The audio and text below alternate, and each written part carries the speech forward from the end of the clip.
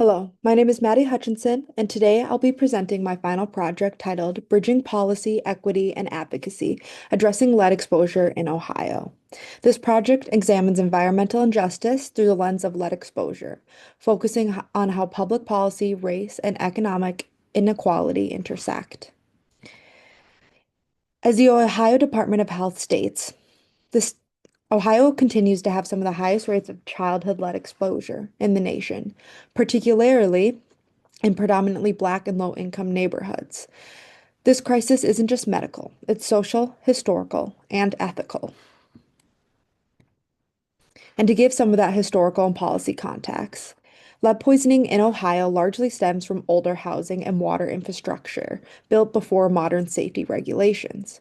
Rothstein in 2017 explains that redlining and housing segregation forced Black families into neighborhoods with deteriorating housing, creating generations of environmental risk. In cities like Cleveland, more than 10% of children in some neighborhoods have elevated blood levels, far higher than the national average. These are not just random statistics, they represent children living with preventable harm.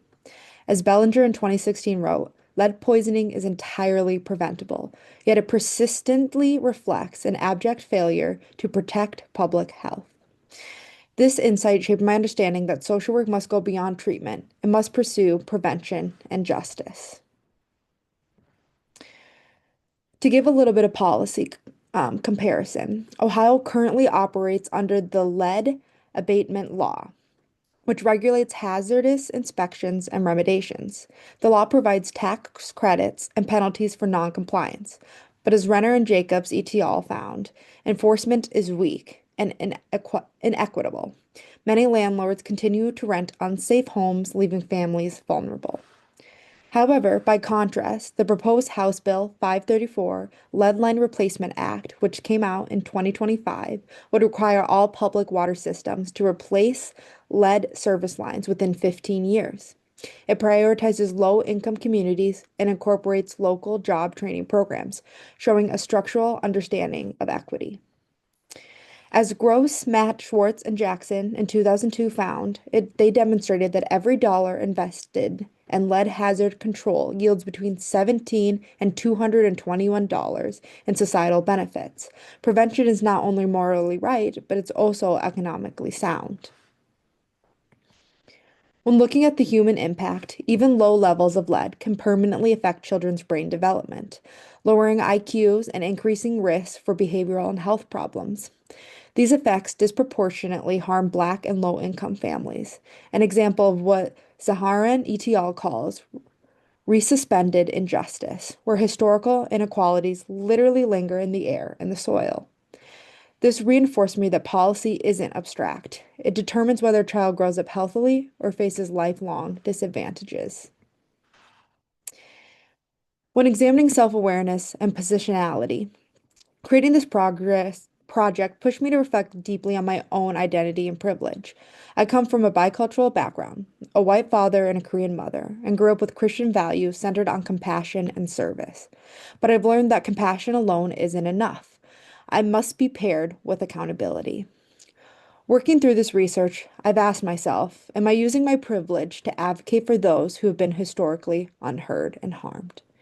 This awareness shapes how I approach policy work with humility, cultural sensitivity, and the understanding that justice begins with self-reflection.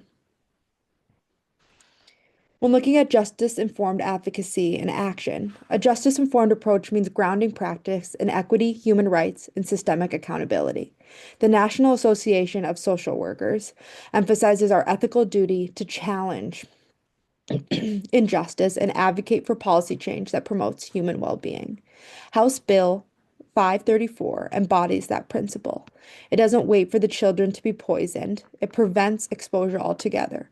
It redistributes resources towards marginalized communities and builds economic opportunity through job training. This is justice in motion.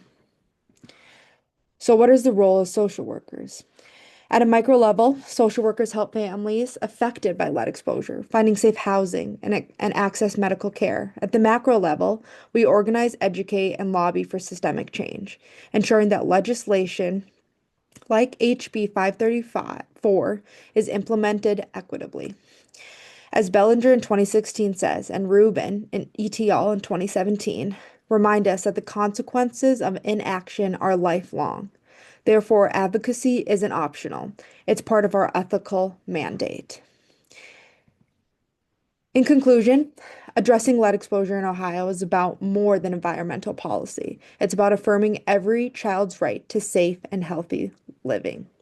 Through this project, I've learned that effective advocacy requires both self-awareness and justice-informed persistence, speaking truth to systems that have long ignored marginalized voices. As I move forward in my social work career, I'll continue to integrate reflection, equity, and policy in action. Because, as Bellinger in 2016 reminds us, lead poisoning is entirely preventable, and justice demands that we act like it too. And I hope that you do as well. Thank you.